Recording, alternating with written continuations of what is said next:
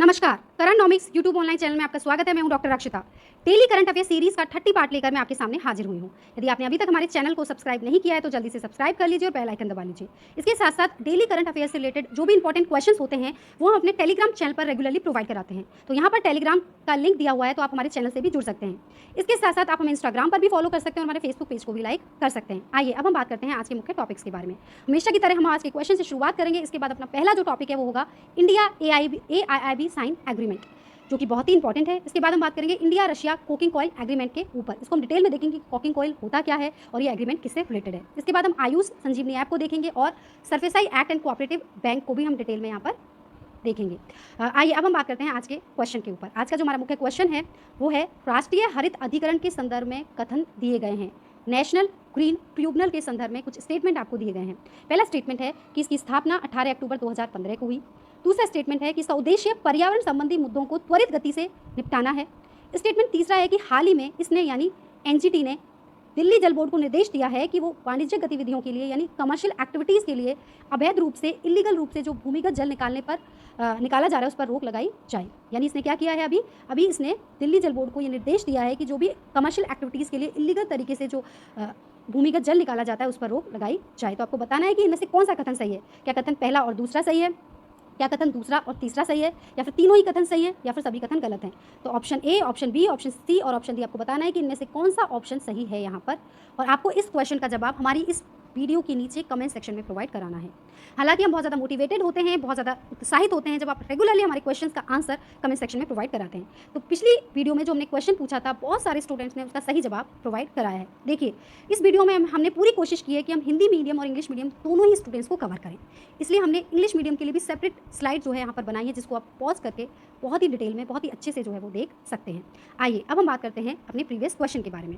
हमने पूछा था निगाह कार्यक्रम को लेकर कि इस संदर्भ में कौन से कथन जो है वो सही है। इसमें जो पहला जो कथन दिया हुआ था वो कथन दिया गया था कि ये जो प्रोग्राम है वो राजस्थान गवर्नमेंट के द्वारा चलाया जा रहा है। तो ये कथन बिल्कुल गलत है, क्योंकि ये प्रोग्राम राजस्थान गवर्नमेंट के द्वारा नहीं बल्कि हिमाचल प्रदेश सरकार के द्वारा चलाया जा रहा है। यस, ये प्रोग्राम है क्या, देखिए ये प्रोग्राम है और इस प्रोग्राम का उद्देश्य ये है कि ये उन लोगों के परिवार के सदस्यों को जागरूक करना है जो देश के अन्य हिस्सों से आ रहे हैं। यानी इस प्रोग्राम के अंतर्गत हिमाचल प्रदेश सरकार जो प्रवासी मजदूर या अन्य लोग जो वापस अपने घर आ रहे हैं तो उनके घर के सदस्यों को संक्रमित होने से बचाना, उनको पूरी जो है वो सुरक्षा प्रदान करना, उन पर पूरी निगरानी रखना, निगाह रखना, यही इस प्रोग्राम का मुख्य उद्देश्य है। तो इसमें देखा गया है कि जो डोमेस्टिक क्वारंटाइन है उसके दौरान यानी घरेलू संगरोध के दौरान, डोमेस्टिक जो क्वारंटाइन यानी घरेलू संगरोध के दौरान सामाजिक दूरी बनाए रखने यानी सोशल डिस्टेंसिंग को बनाए रखने के बारे में जागरूकता पैदा करना है और इसके लिए आशा, आंगनवाड़ी, स्वास्थ्य कार्यकर्ताओं को तैनात किया गया है। इससे होगा क्या, इसका महत्व क्या है, इससे ये होगा कि जो विस्थापित श्रमिकों के परिवार के सदस्य हैं उनको सुरक्षित रखने में मदद मिलेगी, जिससे कि संक्रमण के लिए जो उनका परीक्षण जो कि बाहर से श्रमिक आ रहे हैं उनका नहीं हुआ है, उनका टेस्ट यदि अभी तक नहीं हुआ है तो उन पर पूरी निगरानी रखी जा सकेगी, जिससे कि उनके परिवार के सदस्य जो हैं इस संभावित संक्रमण से बच सके। इसका मतलब यहाँ पर यदि हम देखते हैं तो हमारा दूसरा कथन बिल्कुल सही है, तीसरा कथन भी हमारा सही है, यानी पहला कथन गलत है। तो यहाँ पर हमारे कौन से कथन सही है, हमारा ऑप्शन बी जो है वो सही आंसर है, क्योंकि ऑप्शन बी में दिया हुआ है कथन दूसरा और कथन तीसरा। आइए अब हम बात करते हैं अपनी पहली न्यूज़ के बारे में। हमारी जो पहली न्यूज़ है वो है इंडिया AIIB साइन एग्रीमेंट को लेकर। देखिए भारत सरकार और एशियन इंफ्रास्ट्रक्चर इन्वेस्टमेंट बैंक दोनों ने मिलकर 500 यानी $500 मिलियन का एक प्रोजेक्ट बनाया है, एक प्रोजेक्ट जो है उसमें हस्ताक्षर किए हैं, जिसके अंतर्गत कोविड-19 emergency response and health system तैयारी परियोजना यानी प्रोजेक्ट बनाया गया है और इन दोनों के मध्य हस्ताक्षर हुए हैं। ये है क्या और इस प्रोजेक्ट को कहाँ कहाँ जो है वो कवर किया जाएगा। इस प्रोजेक्ट के अंतर्गत पूरे भारत को कवर किया जाएगा और पूरे भारत के सभी राज्यों को और केंद्र शासित प्रदेशों को कवर किया जाएगा, यानी सारे स्टेट्स को और यूनियन टेरिटरीज को कवर किया जाएगा।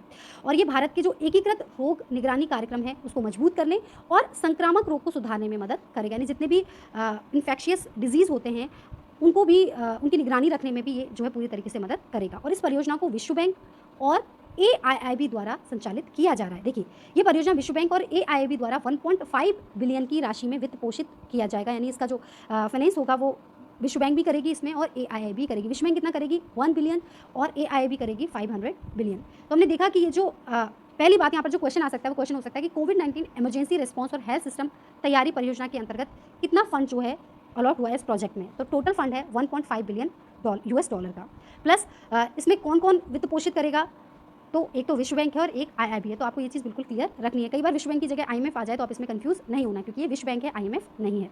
हाँ जी, तो हमने देखा। अब बात होती है कि ये आईआईबी यानी एशियन इंफ्रास्ट्रक्चर इन्वेस्टमेंट बैंक है क्या? देखिए, चीन द्वारा प्रस्तावित एक इंटरनेशनल फाइनेंशियल इंस्टीट्यूशन है और इसका उद्देश्य यही है कि एशिया प्रशांत क्षेत्र में यानी एशिया पैसिफिक रीजन में बुनियादी जो इंफ्रास्ट्रक्चर प्रोजेक्ट्स हैं उनको फाइनेंस करना, और इसका मुख्यालय बीजिंग में है और इसने अपनी शुरुआत की थी जनवरी 2016 से। तो हमें समझ में आया कि एशियन इंफ्रास्ट्रक्चर इन्वेस्टमेंट बैंक यानी एआईबी है क्या और भारत ने इसके साथ किस प्रोजेक्ट के ऊपर समझौता किया है। समझ पाए आप? क्लियर है? हाँ जी, अब हम बात करते हैं अपनी दूसरी इंपॉर्टेंट न्यूज़ के बारे में। हमारी जो दूसरी न्यूज़ है वो है भारत रूस कोकिंग कोल समझौते को लेकर। देखिए, कोल इंडिया जो कि भारत की एक महारत्न कंपनी है, उसने रूसी सुदूर पूर्व और शेष आर्कटिक क्षेत्र में कोकिंग कोल के क्षेत्रों के लिए 2 रूसी संस्थानों के साथ समझौता किया है। ठीक है, यानी हमने देखा कि जो कोल इंडिया है, कोल इंडिया लिमिटेड, उसने एक एमओयू साइन किया है। किसके साथ किया है? 2 रशियन इंस्टीट्यूशंस के साथ, है ना। किस लिए किया है? कि areas of coking coal in the Russian Far East and the rest of Arctic region, यानी रशियन फार ईस्ट और रेस्ट ऑफ जो आर्टिक रीजन है वहाँ पर कोकिंग कोयल की खोज करने, उसके बारे में जो है वो अन्य महत्वपूर्ण कार्य समझौते के ऊपर जो है हस्ताक्षर किया है। तो ये कौन कौन सी कंपनी है? जो 2 रूसी कंपनी की हमने बात करी, पहली का नाम है Far Eastern Agency for Attracting Investments and Supporting Exports, और दूसरी है ईस्टर्न माइनिंग कंपनी। यानी कई बार क्वेश्चन जो है कंपनी के नाम से भी आ जाते हैं, तो हमको यहाँ पर क्लियर होना चाहिए कि पहली कौन सी है। पहली है Far Eastern Agency for Attracting Investment and Supporting Exports, और दूसरी है ईस्टर्न माइनिंग कंपनी। इसका उद्देश्य क्या है? ये जो समझौता किया गया है इसका उद्देश्य ये है, इसका उद्देश्य की यदि हम बात करें तो इसका उद्देश्य ये है कि जो रूसी सुदूर पूर्व खनन क्षेत्र हैं उसमें परस्पर निर्भर निवेश में अवसरों की खोज करना, उनकी पहचान करना। यानी हमने देखा कि इसका ऑब्जेक्टिव क्या है? इसका ऑब्जेक्टिव है कि to identify interdependent investment opportunities in Russian Far East mining sector, यानी दोनों जो है वो मिलकर जो भी अपॉर्चुनिटीज़ हो सकती हैं निवेश की, उनको प्राप्त करना। एक्चुअली जब हम रशियन फार स्टेट की और आर्कटिक क्षेत्र की बात करते हैं तो वहाँ पर कहा जाता है कि कई प्रकार के मिनरल्स, खनिज संसाधन उपलब्ध हैं जो कि हमारे लिए बहुत ज़्यादा इंपॉर्टेंट हो सकते हैं। तो उसी के संदर्भ में जो है ये समझौता किया गया है। अब हम बात करते हैं कि कोकिंग कॉइल इतना इंपॉर्टेंट क्यों है, या कोकिंग कॉइल होता क्या है। देखिए, जो कोकिंग कॉइल है वो कोयले का एक ग्रेड है और इसका उपयोग जो होता है वो अच्छी गुणवत्ता वाले कोक का उत्पादन करने के लिए किया जाता है। यानी कोकिंग कॉइल क्यों जरूरी है? क्योंकि हमें क्या करना है? कोल का उत्पादन करना है। कैसे कोल का? अच्छी गुणवत्ता वाले कोल का। इस कोल का उपयोग क्या होता है? कोल क्या होता है? कोल एक ईंधन होता है और इसका उपयोग जो है वो स्टील मेकिंग के लिए जो ब्लास्ट फर्नेस प्रक्रिया होती है उसमें किया जाता है। फाइन। और स्टील की मांग के लिए जो है वो धातु के कोयले या कोकिंग कोयल की मांग जो होती है बहुत ज़्यादा होती है। यानी आपको स्टील बनाना है तो आपको एक प्रोसेस से गुजरना होगा, वो प्रोसेस होगी ब्लास्ट फर्नेस प्रक्रिया। ठीक है, अब इस प्रोसेस से गुजरने के लिए आपको कोक की ज़रूरत होगी, और अच्छे गुणवत्ता वाला यदि आपको कोक चाहिए तो आपको कोकिंग कोल की ज़रूरत होगी। तो उसी के संदर्भ में जो है ये समझौता किया गया है। यानी हमने देखा कि कोकिंग कोयल होता क्या है। फाइन। उसके बाद हम देखते हैं कि कोल इंडिया लिमिटेड की, जिसकी हमने बात की, क्योंकि कोल इंडिया जो लिमिटेड है, CIL है, उसी ने 2 रूसी इंस्टीट्यूशंस के साथ समझौता किया है। तो कई बार क्वेश्चन इसमें से भी आ सकते हैं कि ये होता क्या। देखिए, ये एक भारत की सार्वजनिक प्रतिष्ठान है और भारत और विश्व में भी सबसे बड़ी कोयला खनन कंपनी है। ये भारत की नहीं, विश्व की भी। और ये जो है भारत सरकार की पूर्ण स्वामित्व वाली कंपनी है, जो कोयला मंत्रालय भारत सरकार के अधीनस्थ है। और याद रखना है कि ये कौन सी कंपनी है? महारत्न कंपनी है, और इसका मुख्यालय कहाँ पर है? पश्चिम बंगाल, कोलकाता में। फाइन। तो हमने देखा कि कोल इंडिया लिमिटेड क्या है? क्लियर है एकदम, पब्लिक सेक्टर की कंपनी है। फाइन। इसके साथ साथ ये भारत की नहीं बल्कि पूरे वर्ल्ड की सबसे बड़ी कोयला खनन कंपनी है। उसके साथ साथ भारत सरकार की महारत्न कंपनी है और इसका मुख्यालय कहाँ पर है? कोलकाता, पश्चिम बंगाल में। देखिए, जैसे हम आगे आते हैं तो हम देखते हैं कि भारत जो है वो कई टाइम से कोशिश कर रहा था कि आर्कटिक से जो क्रूड ऑयल है, कच्चा तेल है, और LNG यानी लिक्विड नेचुरल जो गैस है, उसके शोध के लिए नया समुद्री मार्ग जो है वो खोजा जाए। काफ़ी टाइम से कोशिश कर रहा था, क्योंकि मैंने पुनः बता रही हूँ कि आर्कटिक क्षेत्र में और जो सुदूर रूसी क्षेत्र है वहाँ पर ऐसा माना जा रहा है कि बहुत सारे खनिज मिनरल्स दबे हुए हैं, अभी भी उनकी खोज किया जाना बाकी है। इस मार्ग से होगा क्या कि इसमें LNG को जो है वो रूस से भारत ले जाने के लिए समय की और लागत की बचत होगी। जो समझौता किया गया है, समझौते से ये फ़ायदा होने वाला है। ठीक है, और ऐसा कहा जाता है कि ये जो व्लादिवोस्तोक चेन्नई शिपिंग लाइन है, उसका जब रिवाइवल हो गया, उसका जब पुनरुद्धार हो गया है, तो उससे रूसी सुदूर पूर्व क्षेत्र से कोकिंग कोयले की जो सोर्सिंग है उसकी सुविधा मिल सकेगी। कोकिंग, अच्छा, आपके मन में आ रहा होगा या आपके माइंड में सवाल आ रहा होगा कि ये हम बात कर रहे हैं रूसी सुदूर पूर्व क्षेत्र की, तो ये है कहाँ पर? हम इसके बारे में भी देखेंगे। ये जो है ये साइबेरिया से लेकर प्रशांत महासागर तक फैला हुआ है, ये जो रूसी सुदूर पूर्व क्षेत्र है। और ऐसा कहा जाता है कि इसमें 10 से 14 बिलियन टन तेल और 14 से 15 ट्रिलियन क्यूबिक मीटर गैस हो सकती है। देखिए कितना इंपॉर्टेंट है, इसीलिए समझौते का किया जाना इंडिया के लिए अपने आप में बहुत ज़्यादा मायने रखता है। फाइन। इसके बाद हम आगे आते हैं, तो आगे हम देखते हैं कि रूसी सुदूर पूर्व क्षेत्र है क्या। रूसी सुदूर पूर्व जो क्षेत्र है वो उत्तरी एशिया में एक क्षेत्र है, यानी ये नॉर्थ एशिया का एक क्षेत्र है, जिसमें सुदूर पूर्व का रूसी भाग और पूर्वी साइबेरिया में झील बैकाल प्रशांत महासागर के बीच रूस का पूर्वी क्षेत्र शामिल है। हमने देखा कि क्या है ये कि a region in North Asia which includes the Russian part of the Far East, the easternmost territory of Russia between Lake Baikal in eastern Siberia and the Pacific Ocean. देखो इसको थोड़ा मैप से देख लेते हैं तो हमारे लिए ईजी हो जाएगा। देखिए मैप पे जब हम बात करते हैं तो हमने देखा कि ये इंडिया है और ये रशिया है। तो जब हम इस क्षेत्र की बात करते हैं तो ये जो आपका क्षेत्र है लगभग इस क्षेत्र की देखिए जब हम बात करते हैं तो ये जो आपका क्षेत्र है ये वाला ये सुदूर पूर्व क्षेत्र जो है रशिया का वो माना जाता है। देखिए इसको और हम थोड़ा अंदर जाके देखते हैं। देखिए ये जो पूरा क्षेत्र है ये आता है सुदूर पूर्व क्षेत्र में रशिया के। फाइन, तो जैसे कि हमने देखा यहाँ पर कि हम बात कर रहे थे कि रशियन फार ईस्ट क्षेत्र कौन सा है, रीजन कौन सा है, पार्ट कौन सा है, तो हमने यहाँ पर देखा कि जब हम इंडिया से बात करते हैं तो ये जो क्षेत्र है ये रशियन फार ईस्ट क्षेत्र है।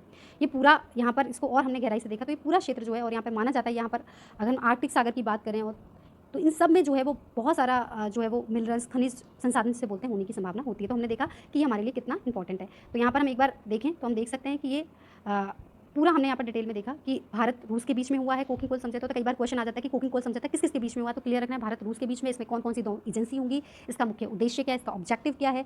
इसका ऑब्जेक्टिव यही है कि जो निवेश अपॉर्चुनिटीज़ हैं उनको इंटरडिपेंडेंट को आइडेंटिफाई करना, कहाँ पर, Russian Far East mining sector में।